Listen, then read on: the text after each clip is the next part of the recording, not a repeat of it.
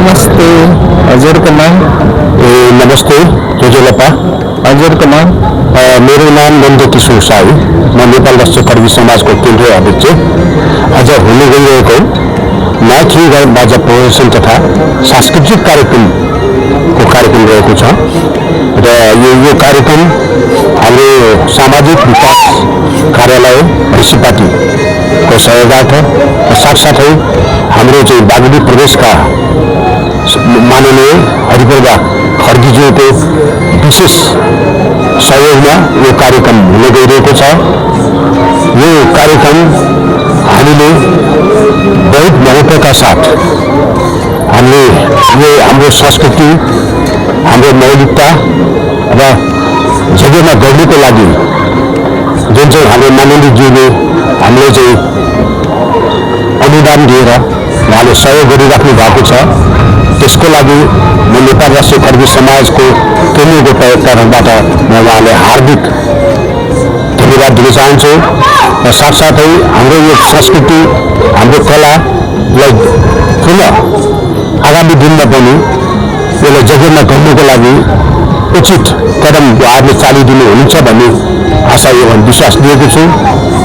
त्यसकारण म आज आउने हुने सम्पूर्ण हाम्रा बाजा प्रेमीहरू, गुरुवर्गहरू र यसमा प्रशिक्षणमा भाग लिने हाम्रा सबै भाइ बहिनीहरूलाई पनि म विशेष रूपमा म धन्यवाद दिन चाहन्छु र उहाँहरूको सक्रियतामा आज जुन चाहिँ हाम्रो चाहिँ यो प्रदर्शन हुन गइरहेछ त्यसको लागि टाढा टाढादेखि आउनुभएका हाम्रा चाहिँ बाजा सिकिरहनु भएका हाम्रा भाइ बहिनीहरूलाई पनि नेपाल राष्ट्रिय कर्मी समाजको तर्फबाट हार्दिक नमस्ते अभिवादन गर्न चाहन्छु। धन्यवाद।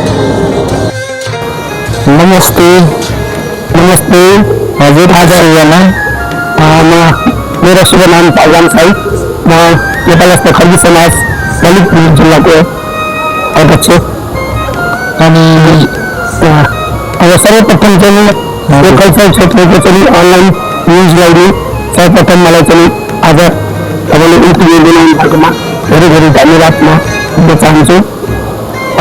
अरू विषयमा आज चाहिँ हाम्रो माइकी बाजाको संस्कृति कार्यक्रमको आजको चाहिँ प्रमुख अतिथि प्रदेश सदस्य उहाँ प्रदेश सदस्य पनि हुनुहुन्छ। उहाँ चाहिँ पूर्व मन्त्री पनि हो।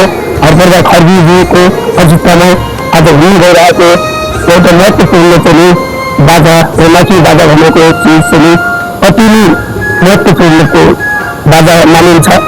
किन सुख दुःखमा पनि र एउटा आजभोलि चाहिँ हामी एउटा हरेक मिडियाहरू छ, पत्रकारहरू छ, तर जुन बेला चाहिँ परम्परा कालदेखि चाहिँ त्यो नभएको बेला चाहिँ यो बाजाले सम्पूर्णलाई चाहिँ जानकारको चाहिँ रूपमा आज स्थापित भएको यो बाजा कहिलेदेखि स्थापित भएको भनेको परम्परादेखि आजसम्म इतिहासमा यो बेलादेखि चाहिँ स्थापना भनेको खाली नभएको बाजाको महत्त्वपूर्ण सुख दुःख हरेक चाहिँ कार्यक्रमलाई चाहिँ महत्त्वपूर्ण भूमिका माथि बाजा भनेको यो चाहिँ हाम्रो भगवान् चाहिँ इन्द्रलाई पनि मनपर्ने बाजा।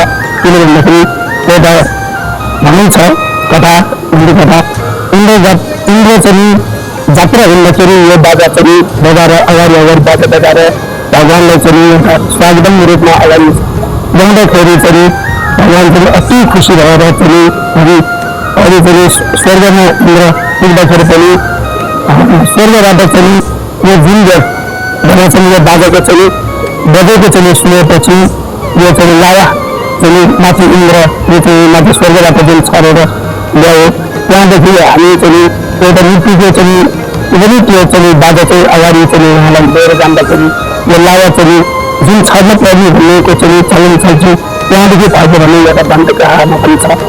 यो कुरा चाहिँ आज चाहिँ यो हुन गइरहेको कार्यक्रमलाई चाहिँ हामी भव्य र सभ्यले चाहिँ यो मनाएर चाहिँ सबै चाहिँ खर्गी वर्गदेखि लिएर हरेक चिज यो बाजा चाहिँ मिलाइसकेको थियो।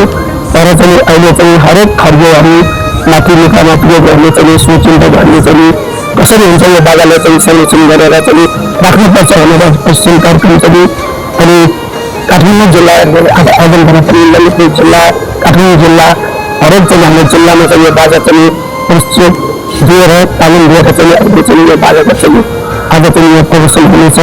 यसको यो कार्यक्रमलाई चाहिँ आज थपिदिनु सक्ने यस भनेरमा अहिले चाहिँ नेपाल राष्ट्र खर्गी समाज मन्त्री जिल्लाको तर्फबाट मेरो व्यक्तिगत भागवसाईको तर्फबाट चाहिँ आजको यो कार्यक्रम सफलताको शुभकामना दिन म चाहन्छु।